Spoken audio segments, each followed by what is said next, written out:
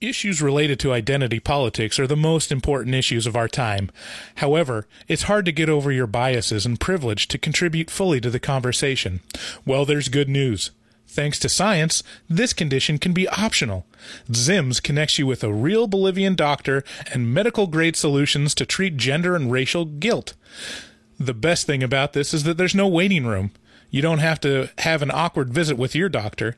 There are no lines. You can save hours by going to 4zims.com. It's true, 4zims.com is a one-stop shop for gender loss, skin pigmentation, and asexual wellness for persons. With just 6 months of using ZIMS, you can express your opinions from an unassailable position as a genderless, sexless, coffee-colored entity. You can try ZIMS for a month today for, get this, just $5. Get started for just $5 while supplies last. This could cost thousands if you were to go to a doctor on the street or a pharmacy. Go to 4zims.com/HMT, and if you sign up today, you get a self-service gender unassignment kit for free. Hello and welcome to Horror Movie Talk, an opinionated and accidentally funny horror movie review show. Your schlubby hosts each week are Bryce Hanson, the cool collected nihilist, and David Day, a cool guy who's always cool. New theatrical releases always get priority, but we also review older horror movies, both good and horrible. I'm Bryce Hanson. And I'm David Day, a cool guy who's always cool. I may change that at some point in the future. Yeah. I usually change it for you when I'm feeling snarky. Yeah. We've got a great show lined up today. Really excited about talking about Gremlins 2, The New Batch. The New Batch! This has been a long time coming. I'm so stoked to talk about Gremlins 2. We've already reviewed Gremlins, so check out our past review on Gremlins. But I think we even talked a little bit about how batshit Gremlins 2 was on that episode. It's a crazy ride. And this will mark the first time we've completed a series. That's true. There is no Gremlins 3.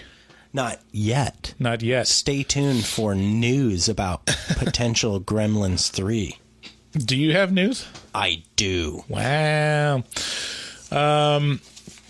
So if you've never listened to Horror Movie Talk before, the format is we start out giving a brief review and a score for the movie we're reviewing. We score on a scale of 1 to 10, 1 being a miserable dredge that no one in their right mind should see, even to make fun of. 5 being a very average, passable film. It hits all the beats that you would expect it to, but doesn't blow you out of the water. And 10 being so good that it's not only... This is very disturbing. David is jiggling his fat roll in front of me. Hey, well, you're just rude. 10 being so good that it's not only one of the greatest horror movies, it's just a great movie, full stop. Later, we'll have a couple bits. We're going to do a segment on unused Gremlin concepts for Gremlins 2. I love it. And a perennial favorite, taglines. So get ready to cringe. Where we come up with alternate taglines for the movie we're reviewing. But first, before we get to any of that, we want to tell you about our website, which is found on the internet at horrormovietalk.com. You're not exactly right, Bryce. You got to put www. It'll send you there. It's fine. Okay. Sorry. http://www.horrormovietalk.com. Yeah. That's we're also on social media. Find us on Facebook at Horror Movie Talk Podcast or Twitter at Horror Movie Talk. We post new episodes every Wednesday to all those places. You can even find us on Reddit. We have a subreddit at Horror Movie Talk. So r/Horror Movie Talk. Lots of different places to find us, interact with us. Please do. We love hearing from people that listen, and we know that there are people that listen. Yeah, it's a good consolation. More and more people are listening, so thank you for listening, subscribing. Please leave a review if you haven't already. of the podcast on iTunes or wherever you listen that you can leave a review on. If you are a huge fan and you want to support the podcast, please use the big green button at the header of our website that leads you to Amazon, and you can buy anything. If you're going to buy diapers for your kid, if you're going to buy a big bag of dildos, if you're going to buy some kitty litter, just click through on that button and we'll get a small slice of that Amazon pie. That dildo money. Yeah. Or, a gigantic commercial grade tub of lube. Yeah. I search for those. Like, do they actually make giant tubs of lube? Because I feel like there's enough alien movies to warrant the production of such a product. Yeah. So maybe. I gotta find a big industrial sized tub of lube. You know how they made the goop for the aliens originally? No. Bryce, do you? They melted down a bunch of condoms, and then they used that. Really? Yeah, that's actually how they did it. True story. Damn, that's cool. Also, if you're a fan of horror movies, you should be a fan of Shudder. Shudder is a online streaming service akin to Netflix or Amazon Prime. It's very affordable. Probably, I think it's like $4 or $5 a month. Too affordable. And it has a curated list of great horror movies and horror TV shows. They even have Shudder originals that you can't find anywhere else. If you find yourself on Netflix and Amazon Prime looking for a particular horror movie or looking for just a good horror movie, you're a great candidate for Shudder. And for listeners of our podcast, we have an offer. Use HMT for Horror Movie Talk at checkout, and you'll get a 30-day free trial of Shudder. Normally, it's just a 7-day free trial. So you're just throwing money away if you're not using that code. You're HMT crazy. at checkout. Thanks again for listening. Thanks again for listening to our show. Let's start talking about Gremlins 2, the new batch. Which, if you want to watch, it is available on Shudder as we say these words. Yeah. Joe Dante's classic, Gremlins 2, the new batch. We're really excited about talking about it. Let's just play the trailer to get it kicked off.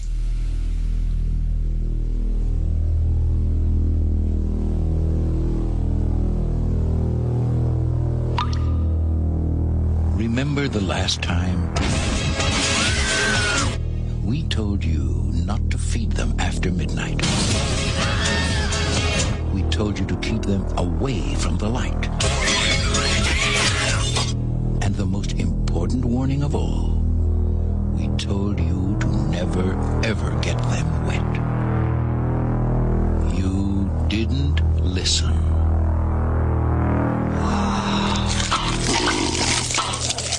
They're mutating. Sir, is the building on fire? No, that's a false alarm. Are you trying to panic New York City? Absolutely not. So the monsters are real? I didn't say that.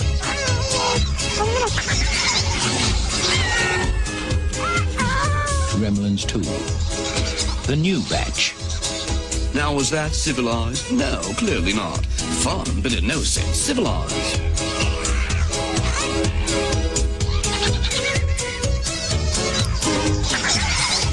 Okay, so Gremlins 2 can be found streaming on Shudder as of the recording of this podcast. I don't know if it'll still be online for you if you're listening to this. We don't know quite when this episode will be scheduled, but you're a big boy. You can Google it. I think so. We're recording this in middle of March. I think there's an open spot in our schedule to get this episode actually released after the Us episode. Yeah, I think we can actually pump this out pretty quick. So right now, as we speak, Gremlins 2 has just been added to Shudder, so probably still on there. Yeah.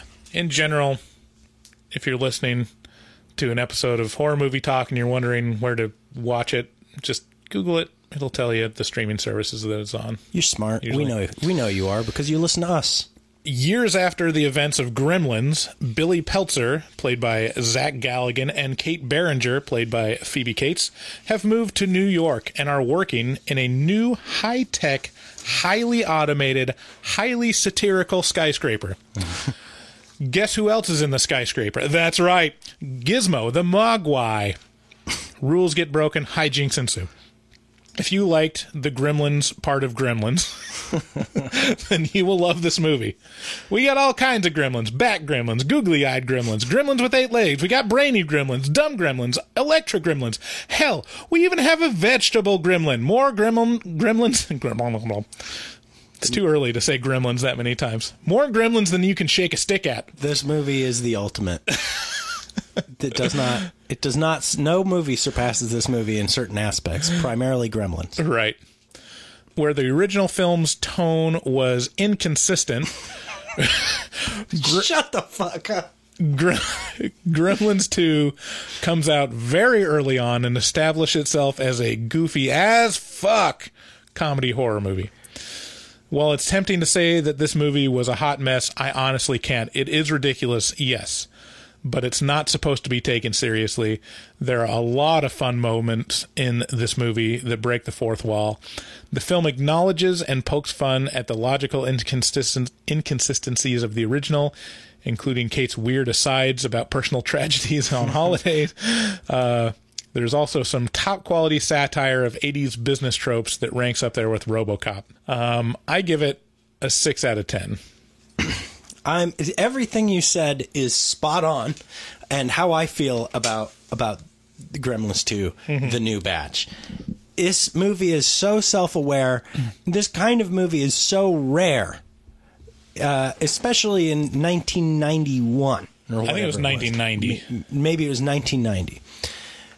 This kind of movie, I mean, yes, it did happen with, like, RoboCop, as you mentioned. Like, these kinds of things do happen, and they were...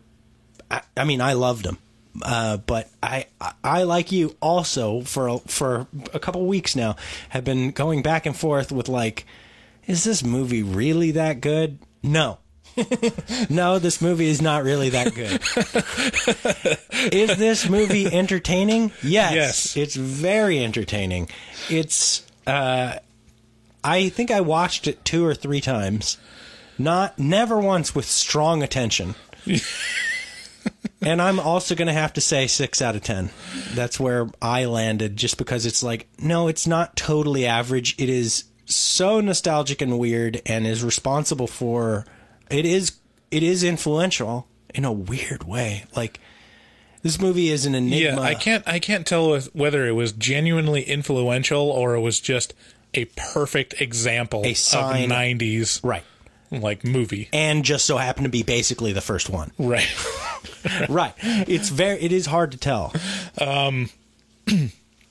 Yeah, I think I had to temper my score too, just because this is the first Gremlins movie I saw, and it was right in that sweet spot of being young enough to really like it a lot. Yeah. And have it be, like, up there for movies that I can remember and be nostalgic about.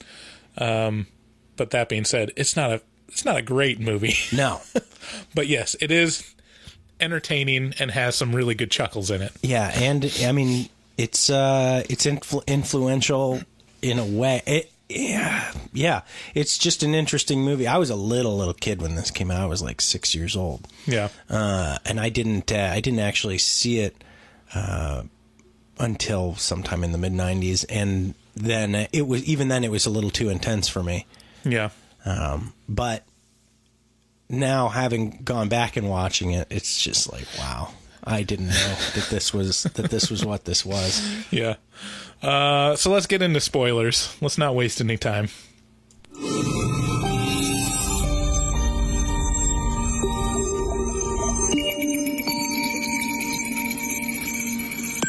Spoilers. All right. This movie also does not waste any time setting the tone. Even in the streaming version, it starts out with Looney Tunes. Yeah. Starts out with Bugs Bunny and Daffy Duck. Yeah. Introing the movie. Yeah. In very, literally a cartoonish way. Yeah. and it doesn't really let up from the cartoony tone. I would describe the tone of this movie as a cross between RoboCop and Naked Gun. Yeah, that's pretty spot on. Yeah.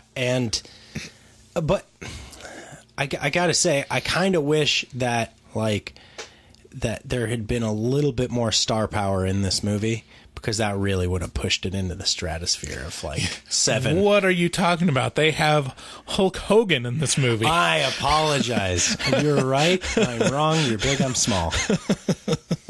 How can you get more of 90s star power than Hulk Hogan? It's a good point. Height of his power. At the height of his shirt ripping power. Yeah, you're right. There's no huge stars. However, there are some recognizable actors. Yeah.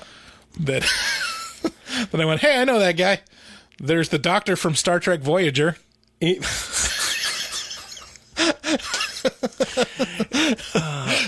Ron Howard's brother in this? No, I don't think he is. It just seems like a movie he'd be in. That is really true.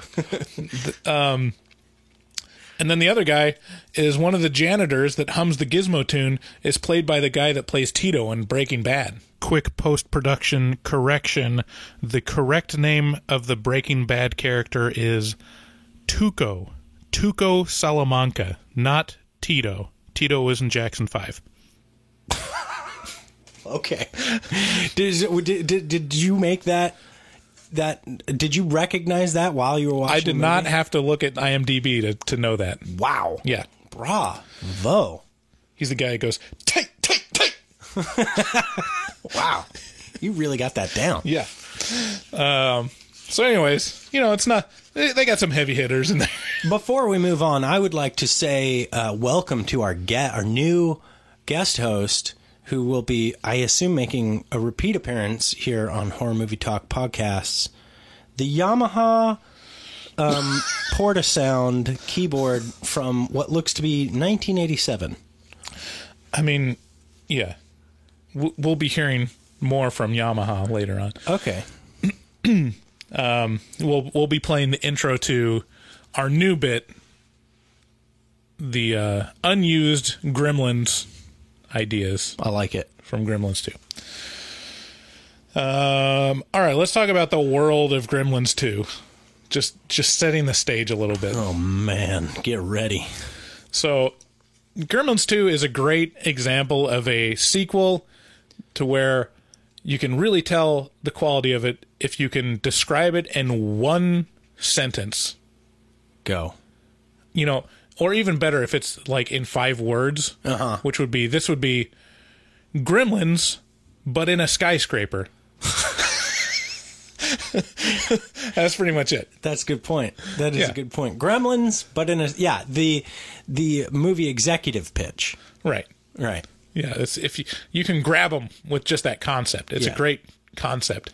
You have these, because originally Gremlins is in this small town, and it's like a sleepy town where nothing ever happens, and then all hell breaks loose with these chaotic, creatures that wreak havoc. And now we're going to turn it up to 11. We're going to go to the opposite. We're going to go right in the center of Manhattan in the newest skyscraper, Buy low, sell high. Mm-hmm.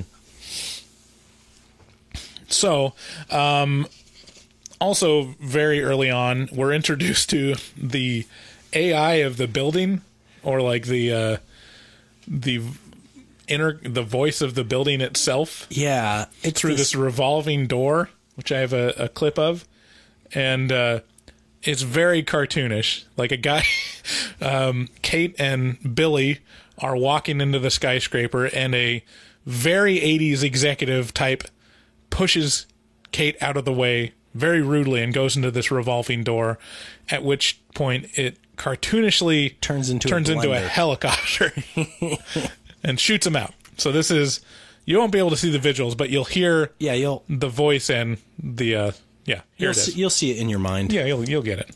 Welcome to the Clamp Entrymatic, a revolution in revolving door precision and efficiency.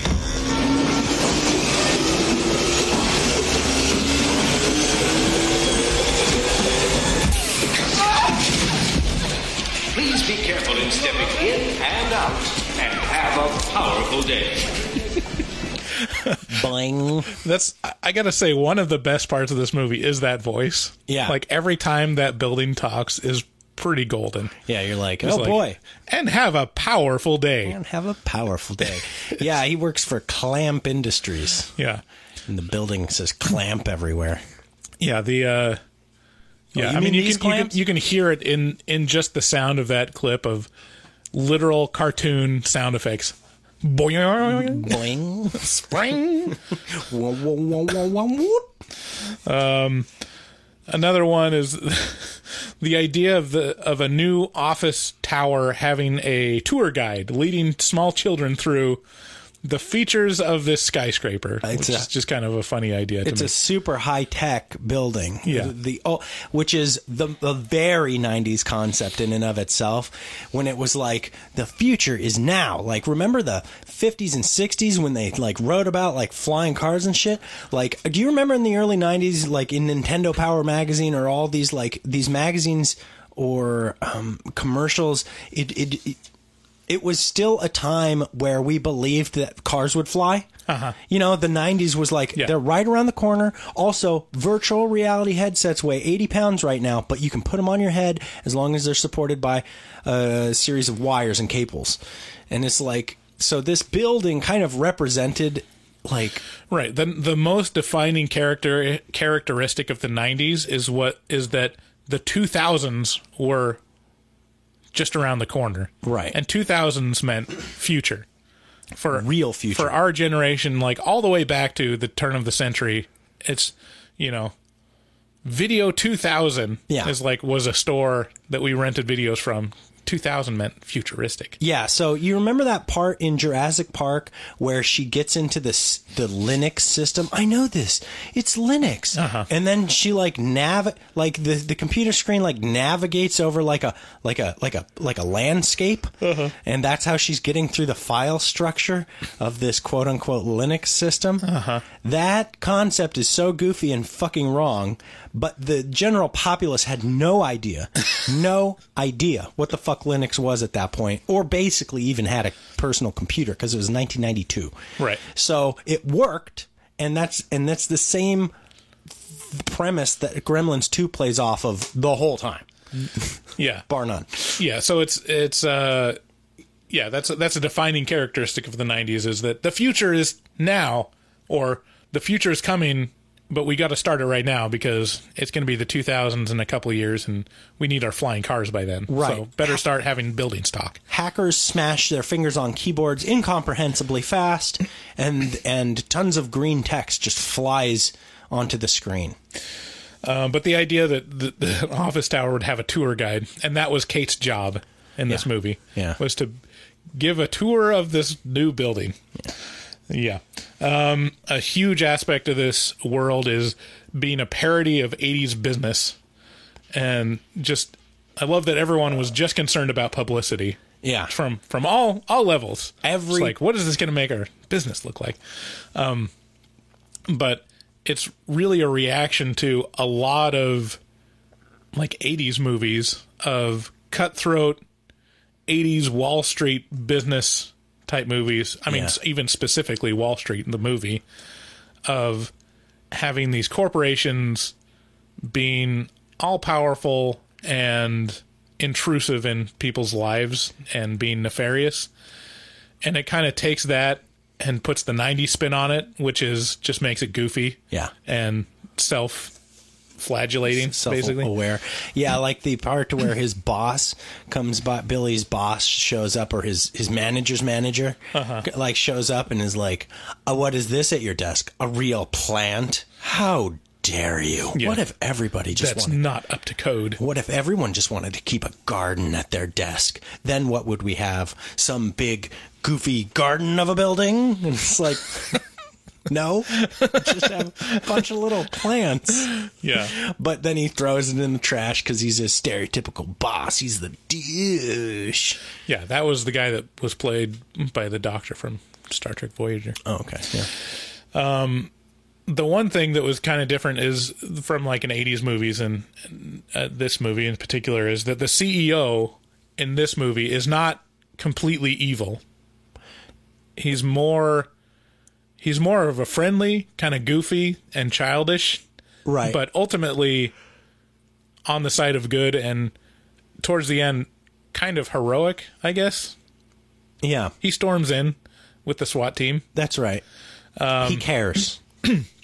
but he's also completely separated from all the other minions that are miserable in his building. Yeah. Which is also a great kind of commentary on corporate life, which is the CEO's like up there, They don't doesn't really know what's going on. They don't know our struggle. And then all the middle managers are making everyone's life miserable. Right. Yeah, and it's... Well, I don't know. I mean, maybe it's just because I live in Portland and work for a super Portlandy startup-ish kind of company, and I don't feel that way about my boss. But there's not something that I feel... it's not something that I feel has... It's not a stab at what actually ended up coming true today. Right. I think the difference is that there's not many levels of middle management. I think that's where hell becomes created. Is when there's middle management and petty tyrants. Yeah. Which was in this movie, the guy throwing away the plant. And that definitely exists. Yeah. Yeah. Yeah. Okay. So Gremlins in the first movie had, like, the Gremlins themselves, I'm talking about the characters or the monsters, had some very short vignettes of the Gremlins acting like chaotic humans. Right. And it was just kind of like those cute little moments of like, hey, look, they're eating popcorn.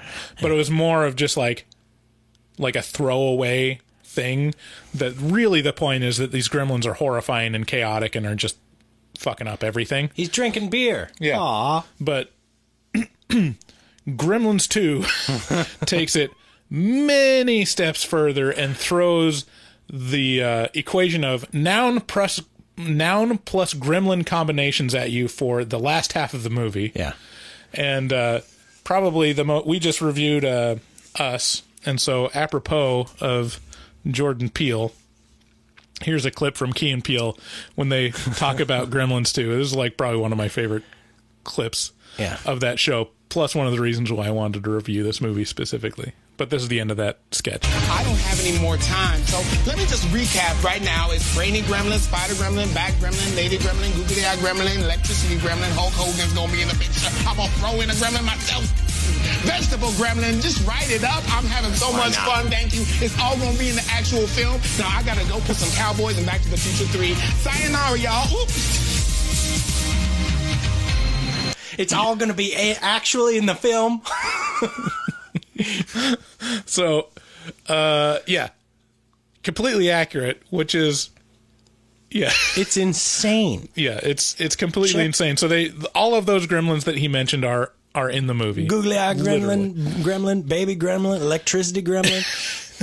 You got, okay, so we're going to include the Key and Peele sketch in our post at horrormovietalk.com that's attached. It's going to be titled Gremlins 2, the New Batch Review. Head on over, check out that post.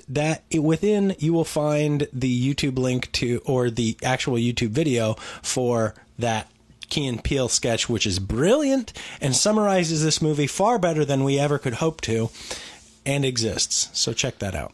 Yeah. So the special part of the reason why there were so many unique Gremlins is that the special effects in Gremlins 2 was done by Rick Baker, and he was not into the idea of taking over the job of Gremlins from Chris Wallace. But he was convinced by Joe Dante that he would be able to like put his own personal stamp on all these bunch of unique Gremlins.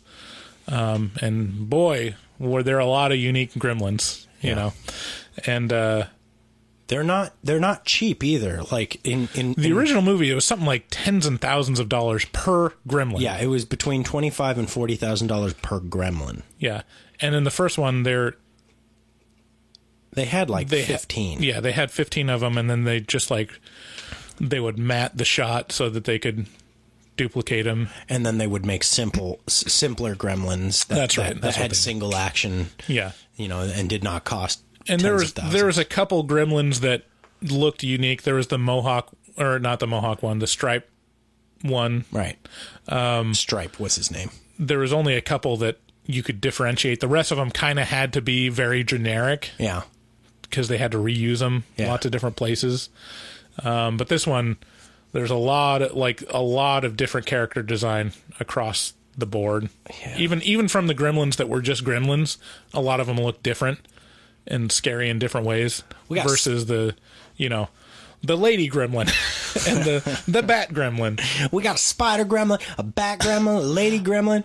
We got a smart gremlin. There's literally a vegetable gremlin. A gremlin with vegetables growing off of them. Because why the fuck not? Because it's 1990. Yeah. Do it. And I liked, so the explanation for all these different gremlins is that there's a genetic laboratory inside this skyscraper, and it has a series of cartoonishly labeled beakers filled with different stuff, and all the gremlins start drinking it. I need my cholera. There's a beaker labeled with a bat on it, just a picture of a bat. So naturally, when the gremlin drinks that, you guessed it, he turns into a bat gremlin. What happens then? And so I love that all the beakers and stuff were just labeled with pictures of what they are. Electricity, literally a zappy line drawn on a warning label. This beaker contains electricity. I'm going to let you sit with that for a minute. Right. Let's take a moment. It turns it into electricity. They set it up that they were experimenting on rats to make the rats, be combined with electric eel DNA or whatever to create a charge. But they didn't make them literally electricity, which they did with the gremlin. Well, this sounds so normal when we talk about it. How will people get a grasp on, exactly how crazy this movie is? It's pretty crazy. When you say, a rat crossed with an eel to solve everyday problems. Mm-hmm. Because this is what large corporations It's very much like evil scientists. I mean, the scientist was played by Christopher Lee. Horror movie, long time horror movie. Yeah. Star. He's from... Dracula, Reanimator, yeah, all kinds of. Okay, so I guess I should give a little bit more setup. So this skyscraper is built on the footprint of the old Chinese wares store, right? Where the original Mogwai Gizmo is housed, but old Chinese man dies, and they build the skyscraper over that, and so Gizmo is inside the building. He gets kidnapped by these twin evil scientists to get experimented on, but he breaks out, finds Billy, and then of course gets wet, which causes the chain reaction of a bunch of gremlins being made, and then we got gremlins in a skyscraper. I think it's not a real high concept movie. Yeah, it's not a big head. It's not a big head scratcher. Yeah. It's worth it to note that very similar to, not super similar, it's more pronounced in the second one, but the first set of Mogwai that are spawned are basically just gremlins. They're so evil and weird and cruel that they're already basically gremlins. Yeah, there's not really much of a differentiation between the Mogwai and gremlins, other than gremlins have claws. And they're goopy. Yeah. Instead of fuzzy. Yeah, but yeah, the Mogwai, the evil Mogwai, are still like raining havoc, but they're small and they can't do as much damage. Right. Yeah. So in the first one, if I recall, the Mogwai, they were still kind of, they maintained a little bit of their innocence, kind of their naivete, if you will. If you can use such a lofty concept of naivete to describe a goofy little cuddly robot in a horror movie, the second one contains none of that. These are basically just gremlins that are furry. Right. Lots of great humor in this movie. I mean, there were times that I laughed out loud. Sure. Yeah. Just as stuff. What were your favorite? I like the moments? Shredder. Yeah. Well, that I classify that as like one of the best horror parts of it. I guess. I mean, yeah, everything in this movie is so hard to take seriously for me that it's all kind of fodder for. I very specifically remember being in like first grade or preschool or something like that, and my buddy walking up to me, not preschool but kindergarten, I don't know, whatever age I was, and he's like, "Oh man, I saw Gremlins too." And there's this one, and he turns into a bat, and he flies around, and he looks up this lady's skirt. I was like, "Whoa!" Like it blew my mind. So that's kind of stuck in my head, and that's why David is addicted to upskirt porn now. That's right. It's a well-known fact about me. And so, yeah, I really like the bat gremlin. I don't know what the original idea. So what happens with the bat gremlin is he gets covered with cement and then flies up to this cathedral and hardens into a gargoyle. Yeah, very little on the nose. But the original concept for the ending of this movie was they were just going to fill up the skyscraper with concrete. What? Yeah. That was the original ending, and they changed it. That's strangely dark. And dumb. And boring. And impossible. That would have been really, really dumb. Can you imagine the amount of concrete you'd need to fill a skyscraper? Maybe they were going to like spray it out of the... out of the super sophisticated system that can also spray concrete out of the fire. Yeah, that would be hydrants. an insane amount of concrete to fill up the... Anyways. There's a lot of like nice little touches. Like I wasn't joking when I say it's kind of a combination of the Naked Gun series and RoboCop. Like even just going back and pulling some audio clips for this, there was stuff that I didn't notice that was just kind of great little touch. One of them, there's this moment where Billy is talking on the phone to Kate, and it's a video phone because future, right? And it's not working. It cuts out, and just like the exasperated, nothing ever works, just like video phone in real life right now. And so here's the audio clip of that, and let me know if you notice the little humor touch. Okay. Oh, you're right, honey. Hello? Honey, hello? Kate, are you there? Kate? Nothing works around here. The coin drop. So his office phone is a payphone, which is awesome. I love that nice little touch. Yeah, that's a great touch.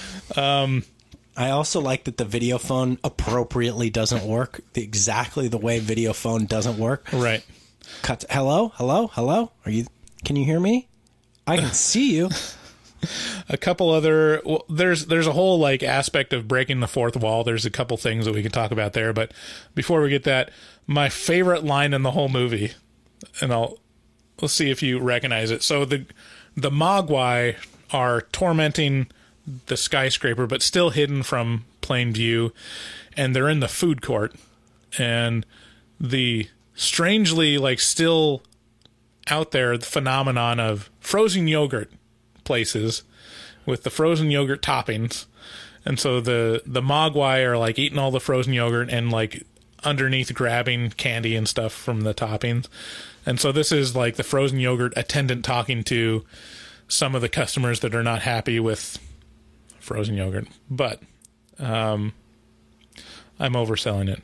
But here's that clip. It's a rat!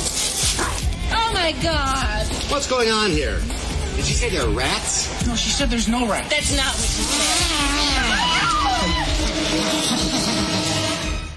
No, she said there's no rats. I love that line. She say there's rats? No, she said there's no rats. God, this movie is insane.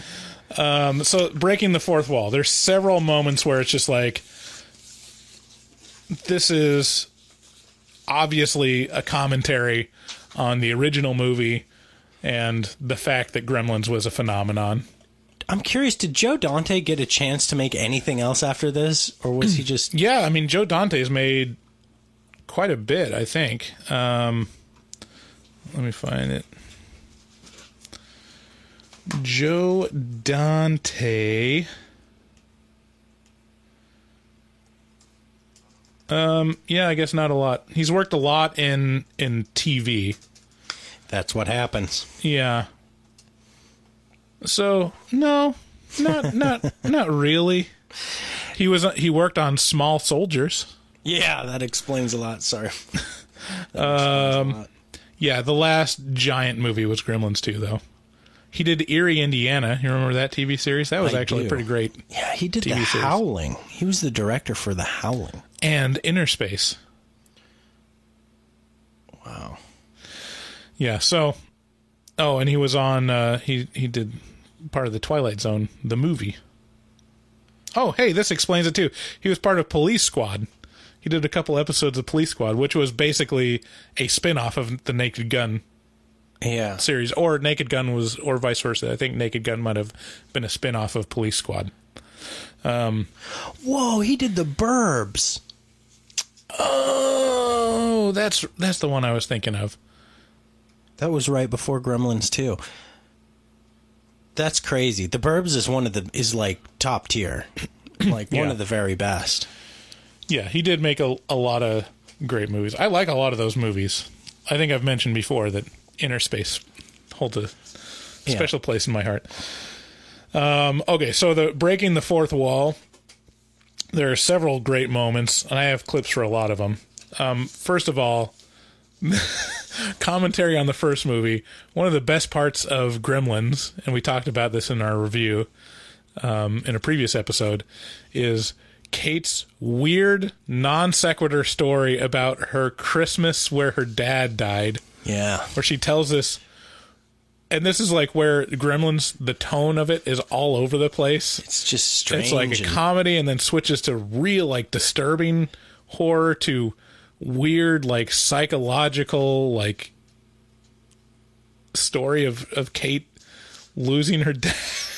Her dad dresses up as Santa Claus but gets caught in the chimney and dies. Inexplicably tries to work his way down the chimney as a grown adult with presumed grown adult intelligence. And then they don't find him till weeks later. The stench. There's so much wrong with that story, and it cuts up the movie in such a weird way. It's almost as if Jesus took the wheel for a minute in that movie. Yeah. And Jesus was Joe Dante. So there's equivalent in Gremlins 2 that's more of a wink than anything, but here it is. These things get out. We'll stop them, Billy. Can't give up now. Washington didn't give up. Lincoln didn't give up. Please. What's wrong? Oh, don't mention Lincoln. Something terrible happened to me one year on Lincoln's birthday. I was 6 or 7, and I remember I had the day off from school, and Mom had let me go to the park. She made me a peanut butter and jelly sandwich. I was going through that peanut butter and jelly sandwich phase, and this man with this beard and a hat looked just like Abe Lincoln. Honey, I really don't think we've got time for this now, you know? I remember, oh, God, he said, hello, little girl. Honey, come on. That is too on the nose. That's great. Honey, I don't think we have time for this. Let's just... I was going through that peanut butter and jelly because it was phase. literally in Gremlins, the original, they took like 10 minutes or so just to... I mean, maybe not that much. It was a good but little portion of that several movie. minutes of just really setting up this story of her father. Yeah. Other fourth wall moments. Leonard Maltin, the movie critic, that's right, in Gremlins 2 is giving his review of Gremlins, and then the Gremlins attack him. We mentioned Hulk Hogan. Leonard Maltin, not a fan, by the way, and that's an actual. So Leonard Maltin giving his actual review for Gremlins, which was, this movie is bad. Right. And then he makes a guest appearance in the second movie giving his actual real life review for Gremlins, and then is eaten by gremlins. Yeah. And then in his review of Gremlins 2, he mentions a gratuitous fourth wall break with a movie critic, an unnamed movie critic. Right. I wonder, did he like the second? Probably not. I don't know. Probably not. Even though he did a guest spot in it. Yeah, Hulk Hogan. So there's a point in this movie where it's kind of interesting that they simulate the film breaking in the projector. Yeah. And like burning up. have you ever had that happen? That doesn't happen anymore. They don't actually use film anymore. But I remember that happening once when I was watching The Never-Ending Story 2, I think. Out of town. In the theater. I watched the film melt, and I thought it was part of the movie, because probably I'd seen Gremlins 2. But this is so interesting. But yeah, the film melts, and then it cuts to, this other scene in this theater, and the theater owner gets Hulk Hogan, which is watching the film, to stand up and scold the Gremlins for stopping the showing of Gremlins 2, and tells them to put back on the movie. So meta. So it is so meta. And then I read that in the VHS release of Gremlins 2, they replaced the film getting burned up with like a VHS glitch and tracking error. That is so cool. Yeah. So, and it accomplished the purpose that it set out to do, which is get people angrily calling in and saying my VHS was broken. Oh my God. Because people are dumb. Then the last like fourth wall breaking moment, which is actually probably one of the greatest segments, because it demonstrates the comedy part of the movie combined with the horror, because it has all the because this skyscraper, of course, has like a control booth, right? As one does, has this control booth filled with a bunch of technicians that are kind of making fun of the Gremlin rules, and saying like, well, what about all these loopholes? Like, what happens in these circumstances? After which are midnight, what does that mean? Easily picked apart. It's always after midnight. And then a gremlin jumps through the control panel and starts attacking like horrifically violently, to where it just jumps into the horror element of it, of like, oh yeah, these are gremlins that will kill people. Right. So here's a clip of that. Okay, wait. What if one of them eats something at 11 o'clock, but then he gets something stuck in his teeth? Yeah, like a caraway seed or a sesame seed. Whatever, right. And then after 12 o'clock, it comes out. Now, he didn't eat that after midnight. Yeah, that's right. I didn't make the rules, okay? Rules? I don't believe this. Oh, wait a minute. What about this? What if they're eating in an airplane and they cross a time zone? I mean, it's always midnight somewhere.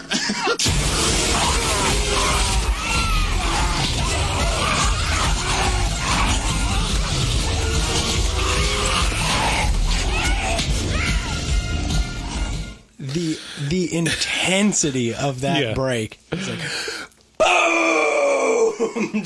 Like, yeah. That's not two clips interspersed. That was literally how sudden it happened in the scene. But that's great, just questioning like, what if you're in a different time zone, going on a plane? And, like a caraway seed or a sesame seed. Yeah, whatever. Yeah, so it's pretty great aspects. But you can take it one of two ways. You can either just embrace it and be like, this is goofy and funny and fun, or you can be, you can rain on the parade and say, this is goofy and stupid. Yeah. I like my Gremlins movies smart and having social commentary. Yeah, you really... Look, do you want to have fun at the movie? Just have fun. Yeah. Just like, and I feel like that's a big portion of the horror audience, and what differentiates them from the vast, like, big horror fans. They just want to be entertained. Yeah. And they'll take any vehicle to get there. They're not super serious about it. So. Yeah. Just a couple things to talk about. I mean, this is more unstructured from this point on, but kind of something missing was Billy's dad. He was such a great part of the first movie that they never... Apparently there was one scene where he was supposed to be in it, but it just didn't fit. But that was unfortunate, because I really liked that character. Yeah, the inventor. Mr. Flutterman, which is in this movie, that's carried over from the first. The drunk. For some reason. He mentions Billy's dad, but that's about it. It took a while for it to get to Gremlins. For a movie this like... it's a long movie. Yeah, for a movie this exploitative, I would have thought that they would have gotten to Gremlins quicker. Yeah. It takes 43 minutes, about half the movie before they really appear. Gizmo is much more of a main character in this movie. I think they realized the value of Gizmo. Yeah. And licensing and products of like, people love this little furry cute Mogwai. Yeah, once they noticed everybody's dog was named Gizmo from then on out, they were like, maybe there's something to this. So they focused on him and him being the hero. They basically stole from Rambo 2. Yeah, oh yeah. They had him fashion his own little paperclip bow. Yeah. To shoot at the gremlins, which I literally cannot look at that type of paperclip and not think of this movie. Wow. I always think, and I often unbend them to make a little bow. You were shaped by... I was shaped by Gremlins the too. new batch. There were some good horror moments in the film. Like that's one of the things about Gremlins is that it really does have some, you know, even for PG-13 or PG, like it has some good like gory moments. Like in the first one, they have a gremlin just blended with a blender in a microwave. And microwaved. It's pretty intense. So the control room we already talked about. Just a sudden attack, and you really understand the menace of the gremlins. There's another scene where Kate gets attacked that's pretty like shocking and horrific. And then just the one you mentioned where they push the gremlin through the shredder. Yeah, it's all... Gremlins is a great gateway for horror film. Yeah. For a lot of different reasons. One, because it doesn't take itself too seriously. And two, because it's light. It's just inherently kind of lighter. And so it's definitely one of those ones where if you're trying to get your kids into something a little bit more serious, but not heavy, not Antichrist or something really, really gnarly. Gremlins is a fun transition away from Hocus Pocus, Yeah, we can watch Hocus Pocus for a 13th time, but do we really want to? Let's kick it up a notch and see where it goes from here. And Gremlins 2 is like Gremlins on an Adderall or crack. Yeah. Lots of cartoon logic and sound, like literally cartoon sound effects throughout. Yeah, you got to remember that this is a movie produced by WB. And by the way, I should mention, like, one of our holy grail sound effect like desires at the start of making this podcast was to get our hands on the Looney Tunes sound collection of drops. Boing, splat. All these kinds of like, all these incredibly like iconic sound effects that were made in Looney Tunes. Yeah, and apparently you have to license it. It's kind of weird. We're not too worried about copyright stuff. We play clips out of stuff mostly because editorialization of clips is usually allowed. Yeah, you're allowed public domain stuff, and like below 15 or 20 seconds of audio to gain context is that's legal. Yeah. I mean, kind of go over that sometime. Sure, you flirt with it a little bit if they want to call you. I don't think it's actually defined as a timestamp of like if you play less than this amount, then you'll be okay. Maybe there's people in the know that actually do know that, but the law itself says just as long as it's not a significant portion, or if it's editorial in nature, like if you're reviewing something or it's a documentary, or if you're not making money off of it, most importantly. Anyways, but yeah, we're a little shy of using, copyright's weird. Copyright is weird. But we're not quite big enough to worry about that. That being said, this movie uses a lot of those super iconic sound effects to great effect. It's awesome. Boing. Yeah, like stuff like the beakers being labeled with pictures, and then the concept of a gremlin made out of electricity that is captured inside of a telephone. Of the telephone lines of the building. I I can't express enough how dumb that is. So the original idea of the ending of filling the skyscraper with concrete was replaced with covering the gremlins in water, getting them wet, and then unleashing the electric gremlin on frying frying them with his electricity. It was, which begs the question: what happened to the electric gremlin? Yeah. Did he just disperse? Maybe as he just got grounded. As electricity do? Yeah. Maybe he's now just in the earth. Earth is a gremlin. That's going to be Gremlins 3. Gremlin Planet. I wouldn't put it past him. Or Gizmo turns into a gremlin. Gizmo eats something after midnight. Oh. That's like the last logical step to take. Oh, man. That would be boring. What's your final recommendations? Who would like this movie? Yeah, I'm going to refer back to what I said a couple minutes ago, which is like this is the fun and funny 90s. This is the 90s movie that kicked off 90s movies in my opinion. And furthermore, it's a fun and fairly light horror movie. So, you know, it's not important necessarily with quotation marks around it, but it is a movie that is fun and funny. So if that's something you're looking for, check out it. I'll say this: there is a club of people, and if you've seen Gremlins 2, you're in the club.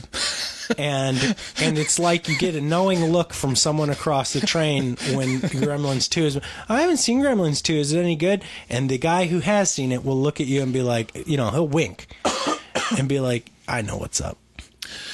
Listen, I'll go even more bold. I'll just say, if you like comedy horror movies, you should watch it. Yeah. It's good. Yeah. It's a great comedy horror movie. Or if you're looking for a gateway horror movie for like a young kid. Oh, yeah. This is a great. It's perfect because it has animals in it. Animals mixed with gremlins, and you know it's kind of titillating and weird. And, I mean, even my 4-year-old, like, there's really scary parts in this that he'd be really scared at, but also he'd probably be interested in the vegetable gremlin. You know, just stupid ideas like that. It's really interesting. Carrie sent me an article that discusses the Inuit people, and my wife sent me the same article. That's so crazy. I can't tell you how good this works. Yeah. Which is using monsters to scare your children into doing what you want, and it feels so wrong. But okay, I've done it before. And it's so great. I did it before, intentionally, but like not understanding the full ramifications of it, and immediately regretted it, thinking I had ruined my child. But then, like, we've been having such a hard time getting her to go potty. And so last week, Carrie read this article, which is like, the Inuit people are like, yeah, there's a lot of life and death shit out here. And furthermore, how do you get a 2-year-old to go potty on the potty? So there's a lot of tools to use for this. You gotta use monsters. And so that's what we do, because, you know, you get on thin ice. You want your kid to know, don't get on the thin ice. There's a monster for that. So you utilize these monsters because it gets their attention. And so Carrie started telling Charlotte, because there's these standoffs where Charlotte will just sit on the potty for like an hour, and we're just looking at her, and she's like, she's holding onto a bladder full of pee, and she just won't, because she's like, no, I'm not gonna. Yeah. And then Carrie goes, you know, there's a potty monster, and he lives in the ceiling, and he comes down when you hold your pee for too long, and so the way you get rid of him is you pee in the potty. And then she's like, all the attention given to Carrie. And she's like, tell me more about this potty monster. And Carrie's like, he comes and he takes you away from your parents. And she's like, she looks at Carrie in the eye and she goes, good, I want him to take me away.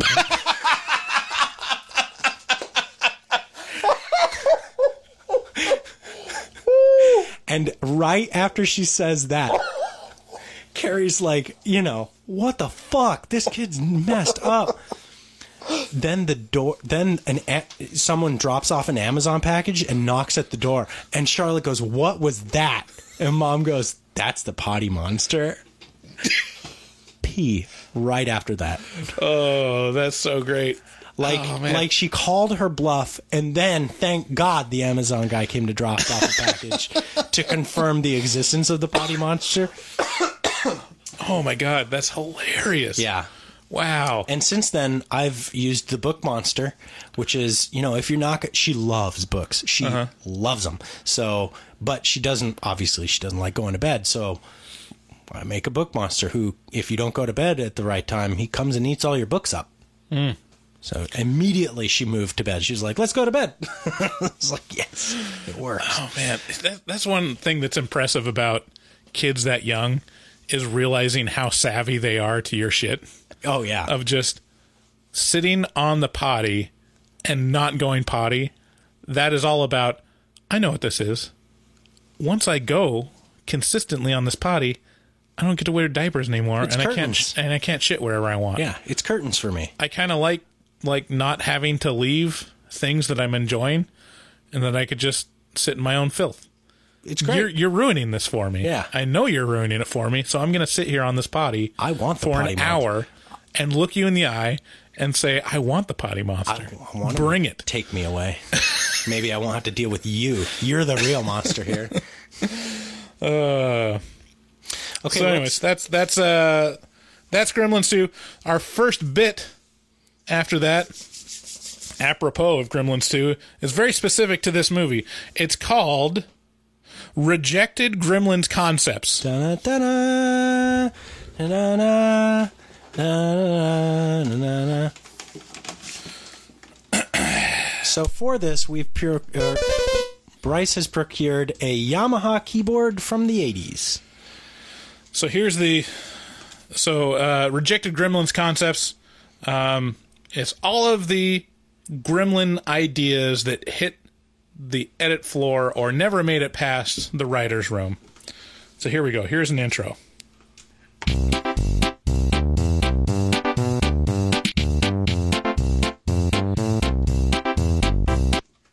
How could you not dance while listening to that? I dare you.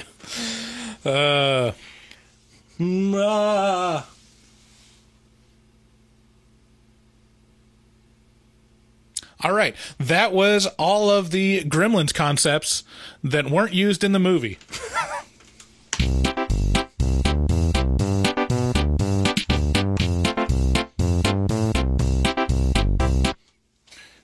Do you get it?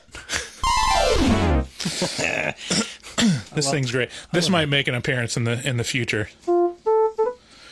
Let's play a new game. Okay. New game is guess the voice of the Yamaha. It's the Portasound. Guess the voicing of the Yamaha Portasound PSS 560. All right, I'm going to choose an instrument, and you get to guess which instrument it is. All right. We'll start out easy.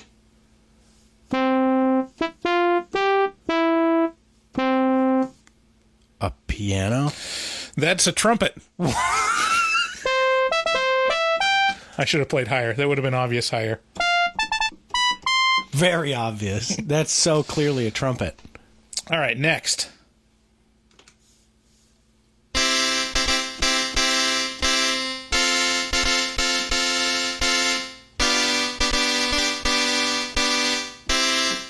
A harpsichord? You got it. Is it? It's really a harpsichord. Yay! Great job. I like this game. Okay. Here's next voice. Oops. Sorry, that went into the chords.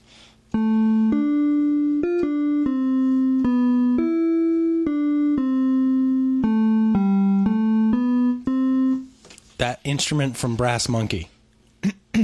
That's a jazz guitar.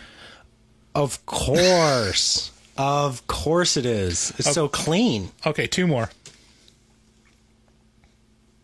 Man, can you play that Brass Monkey thing, though?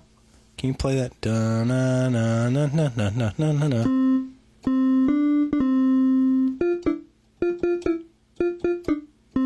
I don't know. I can't remember how it goes. Keep it in. Close enough. Okay. That's the exact sound that they use for that, by the way. Really? It's almost... It's close. It's pretty close. All right.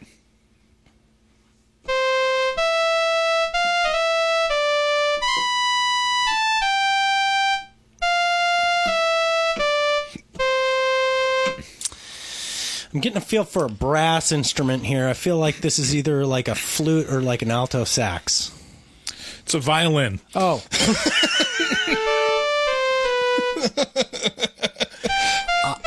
Okay. I am so silly. Last one. It's so dumb.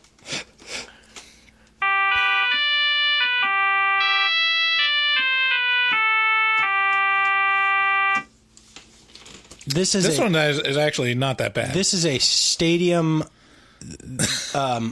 organ. Close. Not at all. That's an oboe. Oh, of course. Oboe.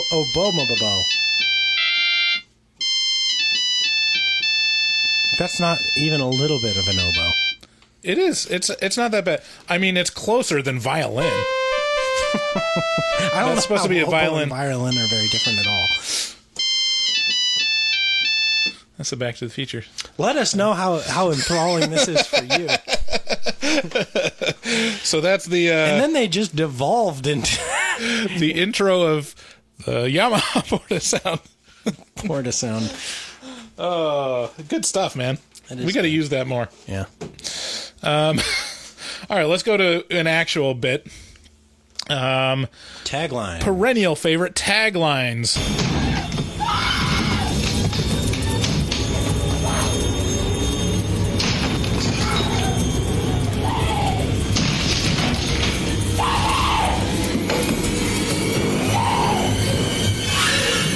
Here's taglines.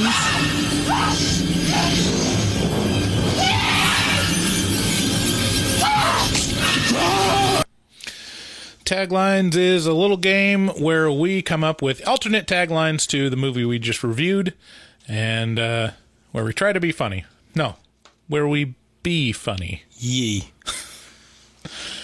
All right. Gremlins 2. Gremlins go full retard.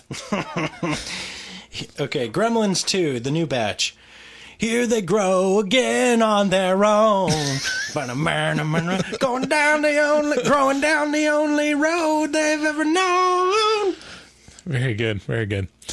Gremlins 2, the new batch. Gremlins take Manhattan. Boo. Yeah. Gremlins 2, the new batch. Lightning. Yeah, we made a gremlin out of lightning, so watch it. Boo. All right, Gremlins 2, the new batch. Did you ever find your... I gotta try to do this impression. Did you ever find gremlins attractive when they put on a dress and act like a girl gremlin? No. Neither did I. I was just asking. A little Wayne's World for you there. Gremlins 2, the new batch. The movie that ate after midnight and spawned the 90s. I like that one. That was good. That one was all right. Yeah. So I have a little bit here about the potential for a Gremlins sequel. This is just straight off a Gremlins 2 Wikipedia page under the heading Possible Sequel. In January 2013, Vulture reported that Warner Bros. was negotiating with Steven Spielberg's Amblin Entertainment to reboot the Gremlins franchise. Reboot. Oh. Seth Grahame-Smith was tapped to produce alongside David Katzenberg. However, Grahame-Smith has since stated that the project has been put on hold. In November 2015, Zach Galligan confirmed that the third film will be a sequel, not a reboot. In December of 2016 interview with Bleeding Cool, Galligan said that Columbus had been aggressively working on Gremlins 3, quote-unquote, which had writer Carl Ellsworth on board. A Gremlins in Vegas plot had been rejected. The latest script was said to be set in present day, where essentially I'm working for Donald Trump, our new president, quote unquote. A 2017 interview with Chris Columbus discussed his twisted and dark script, which explored the idea that has been on fans' mind for a long time. Quote, what happened when the lady gremlin and the middle manager had a baby? That's right. That's what was on everyone's mind. That's right. No, actual quote, if all gremlins come from getting Gizmo wet and feeding his Mogwai offspring after midnight, should Gizmo be eliminated? So, which actually touches on a little bit of a point. What the fuck is Gizmo? I know he's a Mogwai, but if the rules for this whole thing are true, and Mogwai exist on Earth, shouldn't they have taken over the world as gremlins by now? I mean, it's the same idea of if vampires were real, everyone would be a vampire by now. Just from math, if they have to feed off humans. I'm going to say Mogwai are an alien race that came to Earth, to China, and I think gremlins were actually like I think Mogwai is the Chinese word for equivalent for gremlin, but it's more like demon kind of thing. Yeah. I think the point is, like, these movies, Mogwai are, mystical creatures. Right. It's like a unicorn. They don't exist in real life, but in fiction, they're very useful. Yeah. Well, that's good news. Maybe Gremlins 3. No one wants it. They just made a new Critters. They got to make a new. The reboot would be the better idea, I would think. Is anyone clamoring to see Zach Galligan again? No. Yeah. But they could get really strangely meta with it. Yeah. Oh, they could go the Dark Knight route and just do, this is the dark and gritty Gremlins. Ooh. This is the real life based Gremlins. You saw what happens, when they're goofy and cartoonish. Now let's think about what kind of impact it would have on the personal lives of people if Gremlins came. And then they came and they ate my family and they pushed my husband's face into a blender. Yeah, we had facial reconstructive surgery, but it's just not the same. And then he turns out like ass face. So anyways, go see Gremlins 2. It's fun. It's on Shudder and for HMT. Yeah. Thank you for listening to the show. If you're still with us, listening to us yammer on about Gremlins 2, the most important film of our generation. By far. Please, if you like the show, subscribe, and more importantly, share with a friend. Even if you don't like the show, someone that might like this podcast or is like, you hear any good podcasts? Just throw us into that list of 4 that you give everyone. Check out these idiots. Mm-hmm. Use Shudder code HMT at checkout to get a 30-day free trial, and you can watch Gremlins 2 for free for that month. Amazon, if you are going to buy anything off of Amazon this next month, which, let's be honest, you are. Go to horrormovietalk.com and click through on the button in the header and check out through there.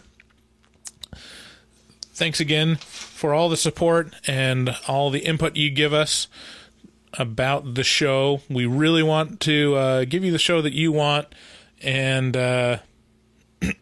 we appreciate you. So, until next time, see you on the flippity flop. See you on the flippity flop. Love you.